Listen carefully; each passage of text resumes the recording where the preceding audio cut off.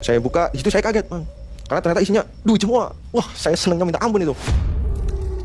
Jadi saya, wah berhasil nih gitu. Saya tanya lagi nih sama Mbah tadi. Mbah, ini dari siapa? Dia bilang cuma dari Kidul. Udah, habis itu langsung dia dengan baju adat Jawa sama selendang warna merah itu nari di depan saya. Di situ saya jujur tambah down, mental saya tambah down di situ. Saya mau mundur, udah nanggung ritual. Gimana caranya saya bertahan?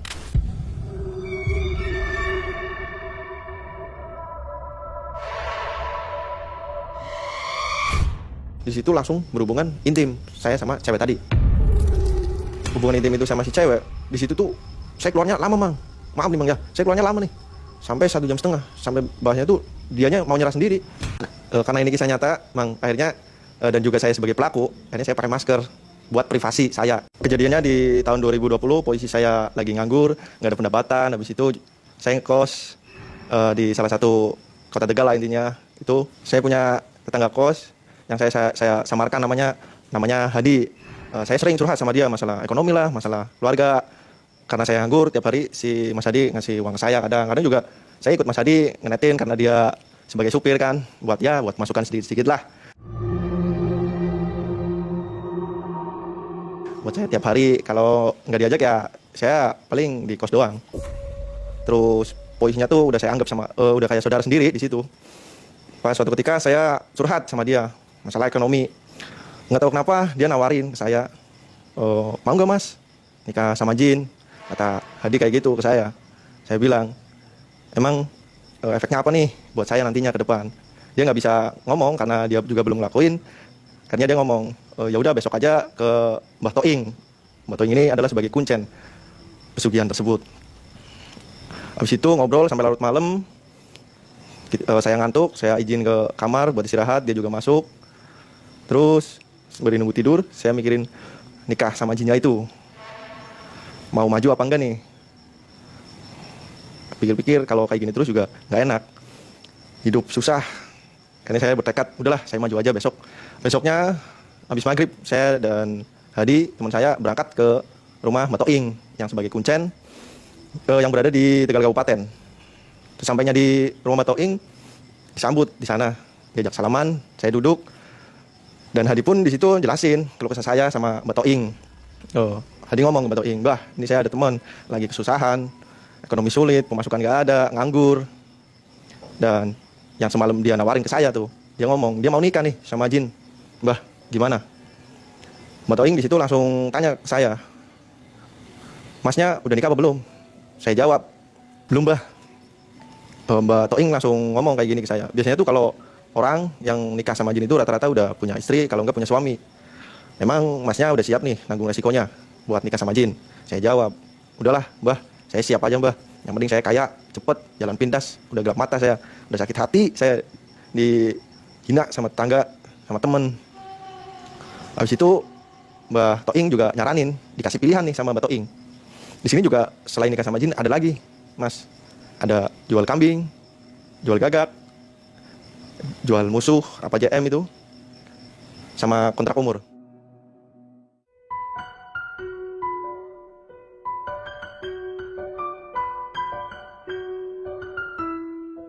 Karena awalnya saya ditawarinnya nikah sama Jin, ya udah saya jawabnya, ya udah saya nikah sama Jin aja lah, Mbah. Yang semalam Hadi ngomong ke saya. Akhirnya di situ kita ngobrol sampai malam. Pas mau pulang saya minta nomor WA-nya Mbak Toing. Selepas saya minta nomor HP, saya pulang sama Hadi ke kos lagi. Besok siang saya ditelepon sama Mbak Toing. Mas, kesini Mas. Saya jawab, ada apa Mbah? Udah kesini aja, nanti gampang dijelasin di sininya. Udah tuh tanpa basa-basi saya langsung jalan ke rumah Mbak Toing. Dan sampai di situ saya dikasih solusi lah sama Mbak Toing. Gini Mas, kalau Mas nikah sama Jin tuh efek sampingnya nanti Jinnya umurnya tambah lama, Masnya tuh tambah pendek. Yang kedua tuh karena Mas tambah pendek umurnya, itu mukanya tuh kelihatan dewasa banget. Udah saya saranin sih buat jual kambing, kalau enggak jual gagak aja Mas. Kalau kambing kendit sendiri itu yang warnanya satu warna itu ngelingker dalam perut kayak cincin gitu, jadi dibilangnya itu kambing kendit. Di situ saya tanya nih, masalah kambing kendit itu efeknya apa Mbah? Kata Mbak Toing, efeknya sih paling nyarinya yang susah karena kambing itu langka ada, cuman nggak semua di daerah itu ada. Akhirnya saya iyain untuk maju pesugihan kambing gendit. Saya tanya lagi ke Mbak Toing, Mbah, kira-kira syaratnya apa aja Mbah buat maju pesugihan kambing gendit ini? Mbak Toing bilang, udah kamu nyari perkutut tali tepung, itu yang itemnya itu nyatu sama nyatu, jadi nggak terputus gitu klingernya. Ya udah tuh, di situ saya pamit pulang sambil mikirin nyari perkutut tali tepung ini di mana. Nyampe kos, saya WA teman-teman, barangkali ada info masalah perkutut ini, langsung saya bayarin. Selang berapa waktu itu saya udah nyari kesana kemari. Akhirnya tuh saya nyoba ke Tegal Kabupaten karena di situ itu banyak hutan lah. Dan ternyata pas saya jalan itu saya ketemu sama orang yang biasa jala burung. Saya tanya nih sama bapaknya yang jala burung ini, Pak, biasanya dapat burung apa aja Pak? Biasanya sih dapatnya gereja, perkutut, deruk gitu. Akhirnya saya ngomong nih, kalau tali tepung biasanya dapat nggak Pak? Biasanya dapat, cuman jarang Mas, karena itu susah. Kalau gitu saya boleh pesen nggak Pak? Dan nanti saya bayarin sesuai yang Bapak minta. Udah di situ si Bapak jawab, ya udah Mas, nggak apa-apa, nanti kalau ada saya kabarin. Di situ si Bapak minta nomor WA saya tinggalin. Singkat cerita itu 3 harian saya ditelepon sama Bapak yang jala itu, katanya udah dapet 2.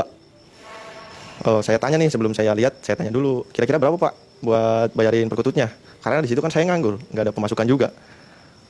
Si bapaknya ngomong, kalau yang 2 itu 1.400.000 Mas, jadi yang 1 700. Yaudah Pak, simpen aja dulu, nanti kalau udah ada uang saya bakal ke situ Pak.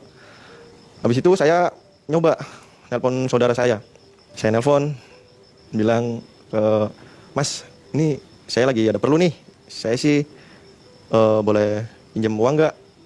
Karena di situ saya nganggur, saya alasan ke saudara buat bayar kos dan sehari-hari gitu. Kata masnya sih ada, cuman besok gitu, nunggu gajian. Saya iyain, udah nggak apa-apa Mas, yang penting mah ada gitu. Besoknya saya tagih tuh saudara saya telepon, Mas, udah ada apa enggak nih yang kemarin saya ngomong? Oh udah ada, Man, gimana mau ditransfer apa mau ketemu? Saya bilang transfer aja lah, biar cepet gitu. Udah saya ngasih nomor rekening, ditransfer tuh sama dia. Langsung saya nelpon yang bapak yang tukang jala ini. Saya telepon, Pak lagi di mana Pak? Kata bapak, di tempat biasa Mas, ini lagi mau jalan nih.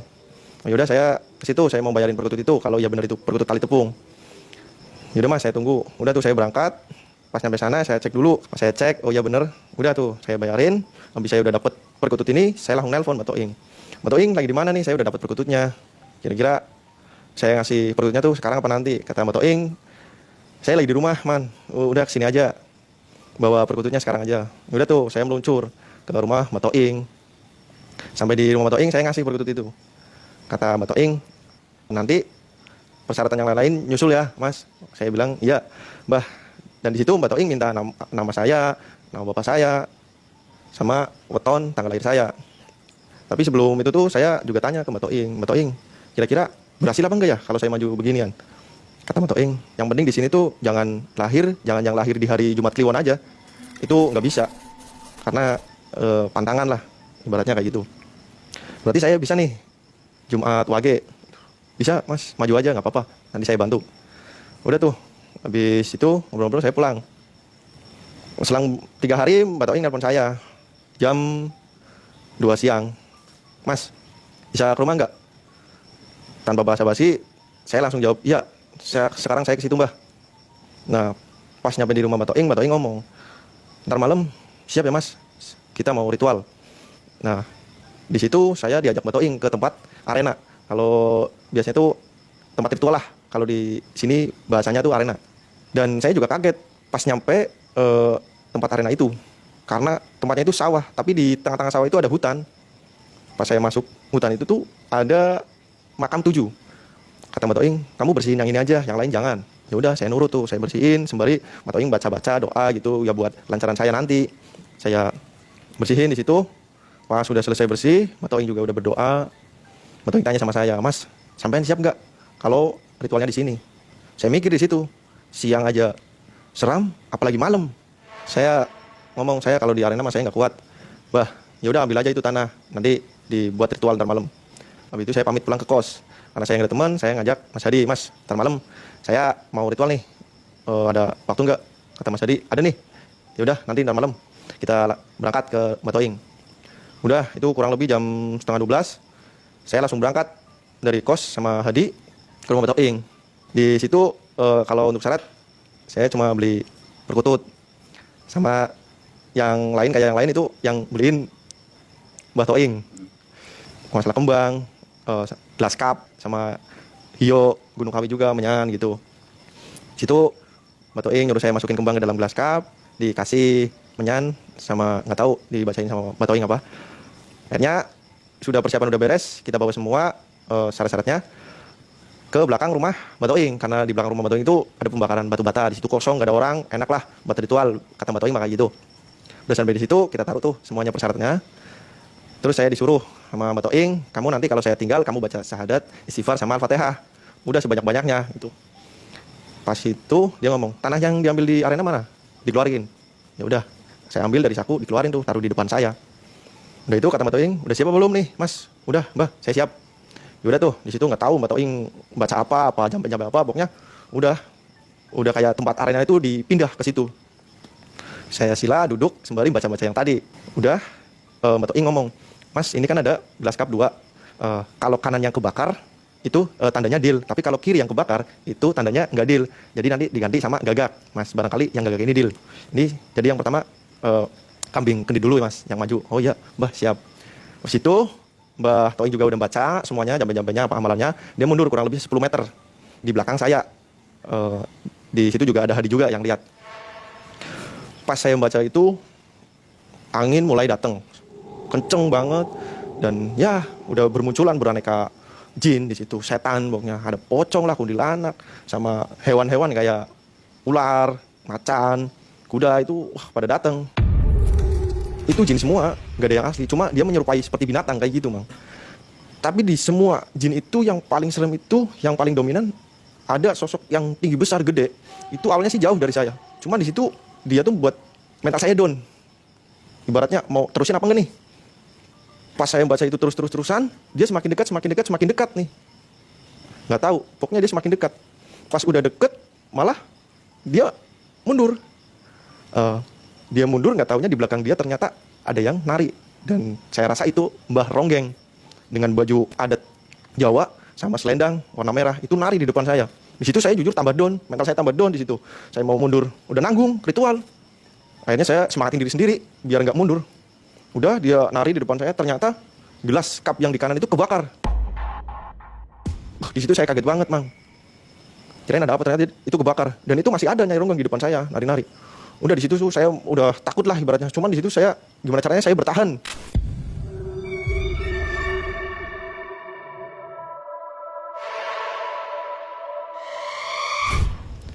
Kurang lebih itu 5 menit sampai 10 menit lah.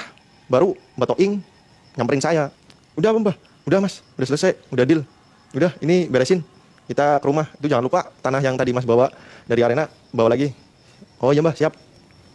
Udah pulang ke rumah Mbak Toing, di situ Mbak Toing ngomong, Mas, nanti kalau pulang itu tanahnya itu disebar di depan rumah. Karena ada orang yang mau ngasih uang, bahasanya kayak gitu.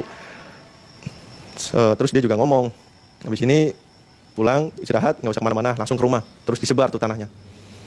Habis selesai ngobrol, saya pamit pulang sama Hadi. Saya pulang ke rumah, si Hadi pulang ke kos. Sampainya di rumah, saya langsung sebar tuh tanahnya di depan rumah. Saya masuk ke dalam, saya bebersih, habis itu saya istirahat tidur. Karena posisinya Mbah Toing ngomongnya di rumah, ya udah saya sementara di rumah dulu. Karena nungguin orang yang mau nganterin uang katanya. Udah ditungguin, singkat cerita itu 9 hari.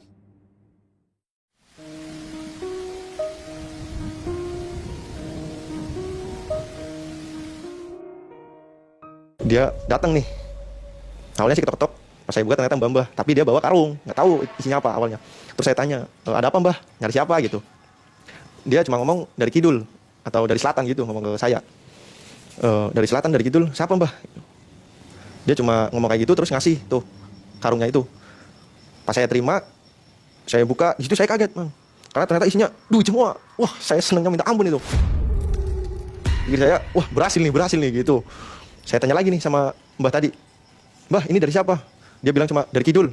Udah habis itu langsung dia pulang, nggak tahu dia kemana pergi. Pas dia udah pergi, saya langsung buru-buru tuh bawa karung ke dalam kamar karena saking senengnya tuh. Langsung tuh saya nelpon Batoing, ini ada kiriman, katanya sih dari kidul, dari selatan. Isinya apa? Wah, isinya duit semua, Mbah. Wah, saya seneng di situ, Mbah, pokoknya.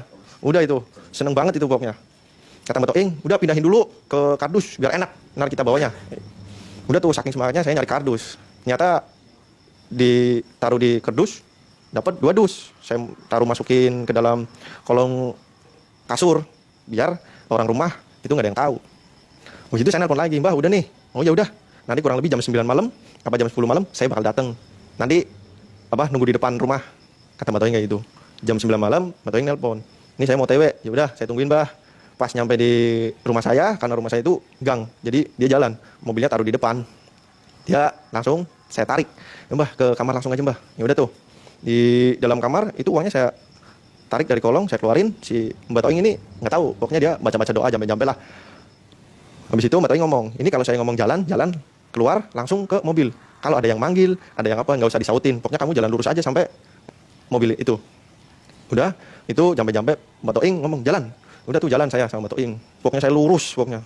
Nyampe di mobil, dibuka, dimasukin dalam mobil tuh, kardus 2. Kata Mbak Toing, ini saya bersihin dulu.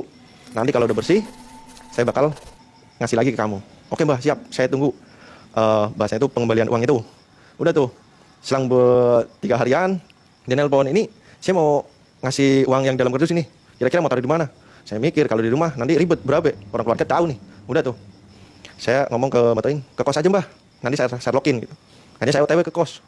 Sampai di kos, saya langsung Sherlock Mbak Toing. Mbak Toing langsung OTW. Pas nyampe di depan gang untuk masuk ke kos, langsung saya jemput, saya bawa tuh.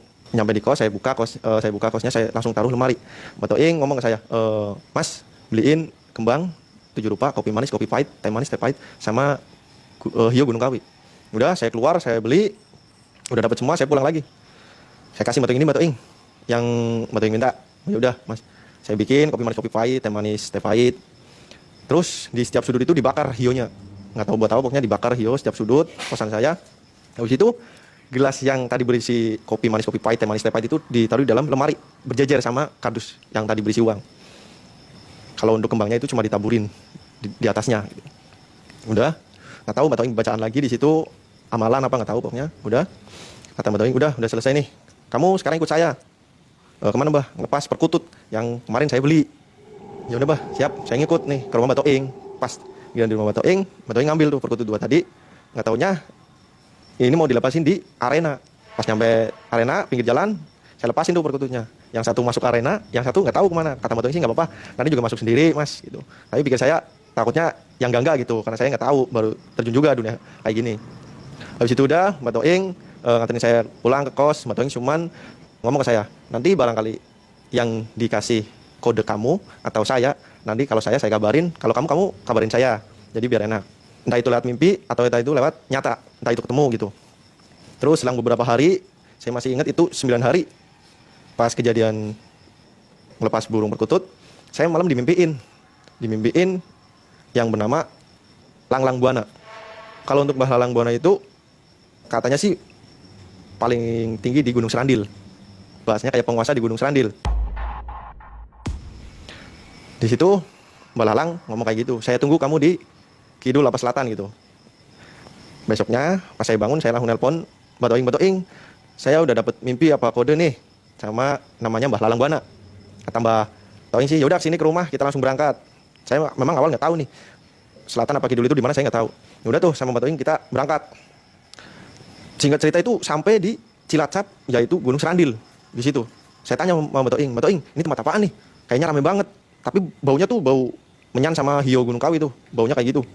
Terus banyak orang di situ, nggak tahu tujuannya apa juga nggak tahu. Nah di situ Mbak Toing ngomong, ini tempat pesugihan, Mas.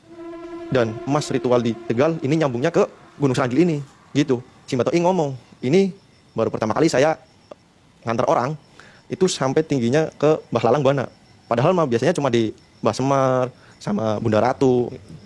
Udah pas nyampe ke atas makamnya Mbah Lalang Buana, di situ saya berdoa supaya dilancarin, dipermudah, dipercepat kayak gitu. Habis itu turun dari makamnya Mbah Lalang, muter tuh ada banyak pesugihan-pesugihan sendiri di situ. Ntar ada orangnya, nah itu nungguin kode apa saya nggak tahu. Pokoknya saya ngikutin Mbak Toing aja. Nah pas di pesugihan apa sek itu, Batoing ngomong ke saya, itu mas, batu berbentuk, maaf, jenis kelamin wanita. Di situ saya heran, Mang. Karena, ada ya batu berbentuk kelamin wanita. Udah selesai, kita ngobrol di warung. Sekitar jam 4, saya dan Batoing itu pulang dari Gunung Serandil itu ke rumah Batoing. Sampai di rumah Batoing sih ngomong ke saya, mas nanti, nggak tahu kayak yang pertama, dikasih kode. Entah itu saya yang dikasih apa masnya, nanti kabarinnya mas. Oke mbak, siap. Pas 10 hari mau lebaran, Batoing nelpon saya, mas, kamu udah finish, bilangnya kayak gitu. Karena di pikiran saya itu finish kan, berarti udah bisa make duitnya nih. Kayaknya Batoing ngomong, kita ketemu di warung kacang hijau, gitu. Ada di Tegal pokoknya. Ketemu di situ, kita ngobrol. Ini udah selesai nih. Tapi ada tapinya, kata Batoing kayak gitu. Saya kaget, kok ada tapinya, mbah. Emang kenapa? Kamu itu disukai sama pesugihan seks. Padahal pas diperlihatin sama Batoing, itu pesugihan seks, saya nggak tertarik sama sekali di situ, Mang. Cuman di situ bahasanya dia milih saya. Padahal saya nggak pesugihan seks. Di sini saya kambing gendit. Dan Batoing ngomong, di pesugihan seks ini itu harus ada kembang kantil warna merah. Tugas kamu nyari kembang kantil ini. Nanti kalau udah dapet, kamu ngabarin saya. Wah, di situ saya mikir keras karena posisi saya nganggur. Takutnya harga kembang kantil itu mahal. Makanya tuh saya di situ, waduh, kok kayak gini ya? Kata Mbak Toing, nggak apa-apa. Nanti kedepannya itu kamu enak. Jadi selesai, kamu masih bisa minta lagi, tapi lewat jalur pesugihan seks. Dan itu di luar pengawasan saya, karena pesugihan seks itu dia yang milih. Jadi aman-aman aja.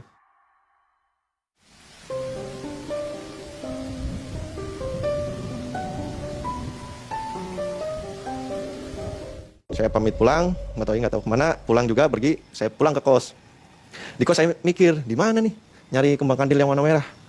Akhirnya saya searching di Google, dapat nih. Pas saya nyari itu di Google itu ada nomor WA-nya, saya japri dulu nih. Mas, jualan kembang kandil ya? Saya bilang itu, dia jawab, iya mas. Mas orang mana? Saya orang Tegal, saya bilang gitu. Wah jauh mas, saya orang Malang. Tapi kalau mau ngecek sih nggak apa-apa, sini aja kayak gitu. Yaudah mas, nanti kalau jadi saya ke situ, saya lihat, saya ngecek. Saya tutup teleponnya, sembari saya mikir, saya mau nyari uang gimana nih, posisi nganggur, harus nyari kembang kandil ini, giliran udah ada, belum ada duit buat kesana, buat cek. Akhirnya saya nelfon lagi terpaksa ke saudara, mas, pinjam lagi bisa nggak? Kata masnya, buat aja, buat keperluan sehari-hari. Emang berapa? Saya bilangnya 700.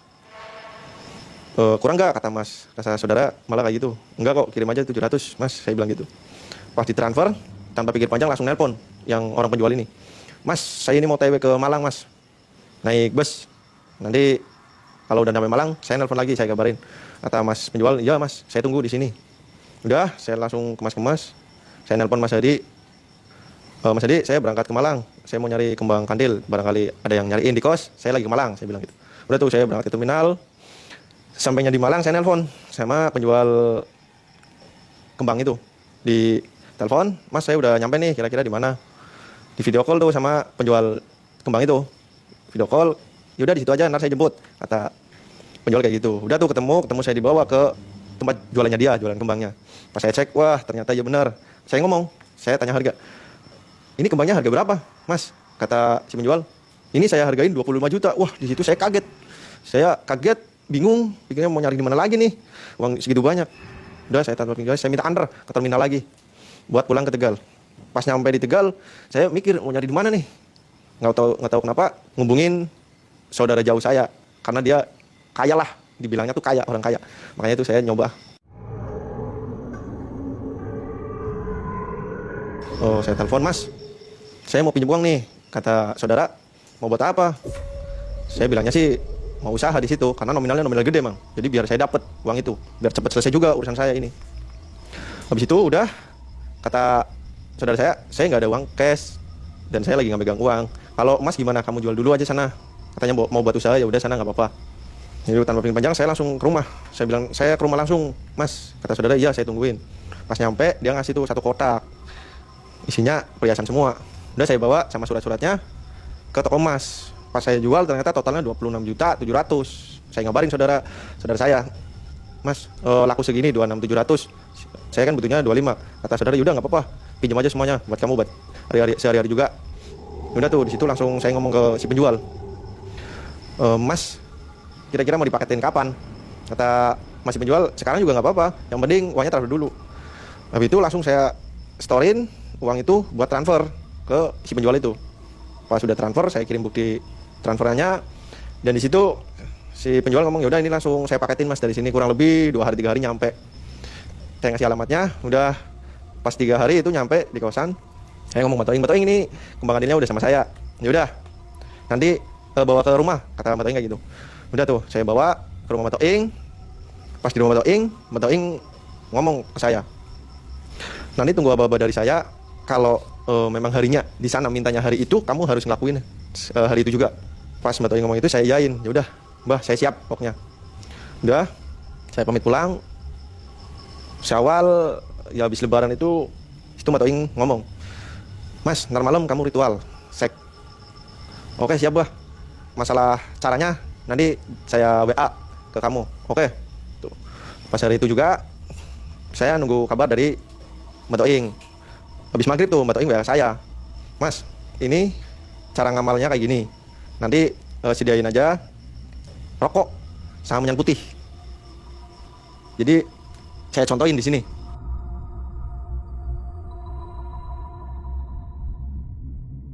Ini ujungnya nih dilepas dulu, dikeluarin.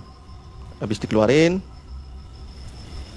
udah dimasukin nih minyak putih di sini di dalamnya.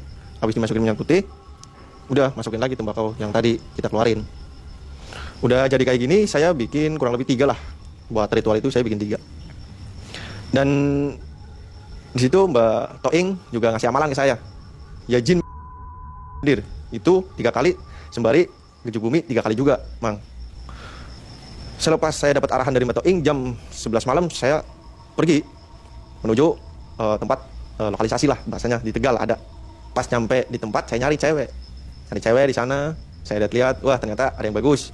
Udah tuh di situ saya ngambil rokok yang tadi udah saya bikin, yang ada minyak putihnya, nyalain di situ. Sembari saya baca amalan tadi. Pas saya isep sembari saya ngeliatin ceweknya nih yang udah saya incer. Saya isep, kok lama-lama berat nih badan, nggak tahu kenapa nih. Apa ada yang masuk, apa ada yang gimana, saya nggak tahu nih. Pokoknya sembari isep itu semakin berat.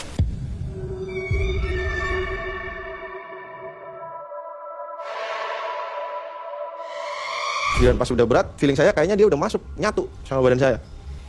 Udah habis nih rokoknya, saya buang, saya ngomong ke cewek yang tadi udah saya incer. Udah nego, udah tuh masuk. Pas masuk, itu di situ langsung berhubungan intim saya sama cewek tadi. Pas hubungan intim itu sama si cewek, di situ tuh saya keluarnya lama, Mang. Maaf nih, Mang ya, saya keluarnya lama nih, sampai 1,5 jam. Sampai bahasnya tuh dianya mau nyerah sendiri. Udah akhirnya 1,5 jam saya keluar. Saya pakai baju lagi, udah saya langsung ke kos. Giliran sampai kos, saya nelpon Mbak Toing, ini udah saya lakuin ritualnya. Kira-kira apa lagi nih? Udah, besok kamu ke rumah saya, langsung ke Gunung Sandil buat nganyutin kembang adil ini, kata Mbak Toing kayak gitu. Ya udah Mbah, saya mau bebersih, habis itu tidur. Besoknya jam 6 saya ke rumah Mbak Toing. Pas sampai rumah Toing langsung berangkat. Sampai di Cilacap itu jam setengah 11. Di sana tetap kita harus sowan dulu ke Malalang Buana, Mbak Semar gitu. Sampai di pantai, si Mbak Toing ngomong, sembari kamu nganyutin ini, kamu ngucap, minta apa yang kamu mau, yang penting sebut Bunda Ratu Kidul, Dewi Sekar Jagat, kayak gitu, kata Mbak Toing. Udah tuh, saya pas sebelum larungin, saya minta Bunda Dewi Sekar Jagat, gitu, Bunda Kidul, saya minta dipercepat, dipermudah, biar saya tuh bisa cepat kaya. Udah tuh, kembang adilnya saya larungin, cuma kembangnya, jadi nggak sama tanamannya, nggak, cuma kembangnya aja dilarungin. Udah habis itu, kita ngobrol sinak di warung, habis itu kita langsung pulang. Jam 2 siang kita pulang ke rumah, kata Mbak Toing, Mas, nanti kalau ada aba-aba lagi dari saya, kamu harus ngelakuin gituan. Nah, selang 5 hari itu, saya ditelepon lagi sama Mbak Toing, Mas, kamu harus siap, nanti malam kamu harus ritual seks, seperti kayak yang kemarin. Saya iyain, ke yang kedua itu jam 10-an saya berangkat, ke sana, ke tempat, sembari nyari-nyari cewek. Habis nemu ceweknya, saya isep lagi tuh rokok sembari baca amalan yang pertama tadi. Udah berat, udah saya biasa nyamperin ceweknya, saya nego, habis itu masuk ke dalam. Memang kalau ini hubungan intim ini cuma 1 jam, nggak kayak yang pertama. Habis itu selesai, saya pulang ke kos. Di kos biasa saya ngomong ke Mbak Toing, saya udah selesai ngelakuin. Kata Mbak Toing, udah kamu istirahat, ntar nunggu apa dari saya.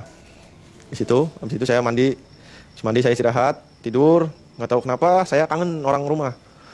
Saya pengen ketemu keluarga, ketemu orang tua. Kayaknya tuh saya pulang ke rumah tuh di situ. Di rumah ya kayak orang nganggur ya biasa. Cuman di depan, balik lagi ke kamar, udah. Sampai suatu malam di rumah, itu saya di depan ngerokok sendiri, sambil mikirin kapan ya ini selesainya gitu. Gak taunya itu ada sosok kakek-kakek. Itu berpakaian biasa, cuman kayak putih semua lah. Cuman ada ikatnya di atas. Itu nyamperin saya dan duduk di samping saya. Pas di situ saya tanya sama kakek-kakek ini, "Mbah, mau ngapain di sini?" Saya bilang kayak gitu, Mang, ke mbahnya. Tapi si mbahnya itu diam, nggak ngomong apa-apa. Tapi saya ya udah biarin, barangkali mau main apa mau singgah gitu. Udah saya sembari rokok. Akhirnya saya penasaran di situ, siapa sih ini orang? Kok kenapa tak saya tanyain kok nggak jawab gitu. Pas saya tanya lagi, "Mbah, jenengan sinten?" Kalau bahasa Indonesia mah, "Mbah itu siapa?" Mbahnya akhirnya jawab ke saya, "Aku ke buyut ekon, man." Kalau Indonesia itu, "Saya ini buyut kamu." Gitu. Di situ tuh saya kaget, Mang. Karena seumur hidup saya nggak pernah lihat yang namanya ibaratnya buyut atau mbah lanang gitu. Itu saya kaget, wah kok buyut saya sampai hadir gini nih, ada apa nih? Ternyata di situ saya dinasehatin, dimarahin sama buyut saya, Mang. "Kenapa kau ngelakuin kayak gini? Apa sih jadi kau bisa terjun sampai kayak gini?" Kalau bahasa Indonesia, "Kenapa kamu sampai terjun kayak gini? Apa yang ada di pikiran kamu?" Saya sih jujur di situ cuma diem, karena posisinya dia tuh lagi emosi, lagi marah, Mang. Saya diem aja, dia ngomong sampai, "Apalah cara mana ngeluru duit selain jalan pintas, man? Nyong nguruh kon kayak gini, nyong jengkel." Kalau Indonesianya mah ngomong kayak gini, Mang. "Apa nggak ada cara lagi selain jalan pintas? Aku lihat kamu itu, aku marah." Kata mbahnya itu kayak gitu, buyut saya ngomong. Udah, di situ sampai hati saya itu tersentuh gitu, Mang. Sampai itu dibilang tuh, "Iya ya, kenapa saya kayak gini?" Cuman dipikirin saya mikir, tapi saya udah terjun, bentar lagi nih, sekali lagi ritual seks itu. Karena ritualnya cuma 3 kali, dan yang belum saya lakuin ini yang terakhir gitu. Udah, dia ngomel-ngomel, terus dia langsung nggak tahu jalan pergi hilang, udah. Habis itu saya masuk ke rumah, tidur, ternyata nggak puasnya, Mang. Dia sampai nyamperin di mimpi saya, Mang. Di mimpi saya juga dia ngomel-ngomel lagi, Mang. Sampai di dalam mimpi itu kayak, "Apa kamu gak kasihan nantinya ke depannya itu kamu itu sengsara kayak gitu. Itu tuh nggak halal. Cari yang halal aja. Ngapain yang haram-haram? Kalau ada yang halal, ngapain yang haram diambil? Dan udah, nggak usah itu yang namanya pesugihan-pesugihan. Mengalirnya aja udah, nggak usah kayak gitu." Pas besoknya saya, kayak ibaratnya, Mang, saya itu kayak dapat hidayah dari buyut saya gitu, suruh berhenti. Saya pikir-pikir, udahlah, memang bener kata buyut saya, jalanin aja apa yang ada gitu. Udah tuh, di situ saya tanpa pikir panjang saya nelpon ke Mbak Toing. "Mbak Toing, maaf nih, saya berhenti, nggak mau ngelanjutin." Di situ Mbak Toing kaget. "Wah, kenapa, Mas? Kan sekali lagi nih, Mas, ritualnya. Kenapa berhenti di tengah jalan nih? Padahal satu ritual lagi berhasil loh, uangnya bisa dipakai." Saya jawab Mbak Toing, "Maaf Mbak Toing, saya nggak tahu kenapa itu saya dapat hidayah sama buyut saya sendiri nih." "Terus gimana ini?"